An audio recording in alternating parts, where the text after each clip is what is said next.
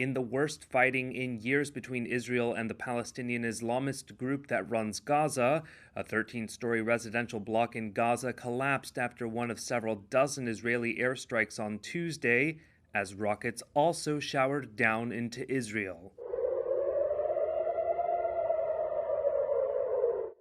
Gaza residents were seen sifting through debris. They had been warned to evacuate the area, according to witnesses, and there were no reports of casualties in the block 2 hours after it collapsed. Shortly after the attack, Hamas said it would respond by firing rockets at Tel Aviv. Air raid sirens and explosions were heard around the city, and the skies were lit up by the streaks of multiple interceptor missiles launched toward the incoming rockets. Pedestrians ran for shelter, and diners streamed out of Tel Aviv restaurants as the sirens sounded. 31 people were reported dead, 28 in Gaza and 3 in Israel. Even before a barrage sent in retaliation for the destruction of the tower block, which contained a civilian Hamas office, Israel reported that 480 rockets had been fired across the border by Palestinian militant groups.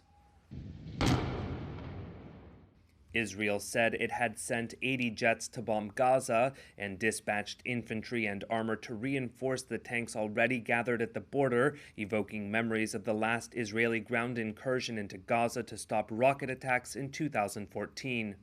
The White House condemned this week's rocket attacks. At the U.S. State Department, a spokesman said Israel had a legitimate right to defend itself, but that the primary U.S. focus was on de-escalation. I will say that our message continues to be one of prioritizing de-escalation, urging calm, urging restraint on both sides.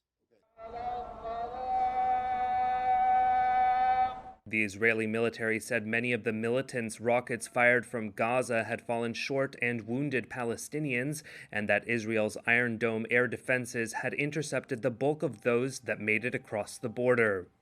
The fighting between Israel and Gaza's armed factions was triggered by clashes between Palestinians and Israeli police at Jerusalem's Al-Aqsa Mosque on Monday. Jerusalem, holy to Jews, Muslims, and Christians, has been tense during the Muslim fasting month of Ramadan, with the threat of a court ruling evicting Palestinians in the holy city from homes claimed by Jewish settlers, adding to the friction.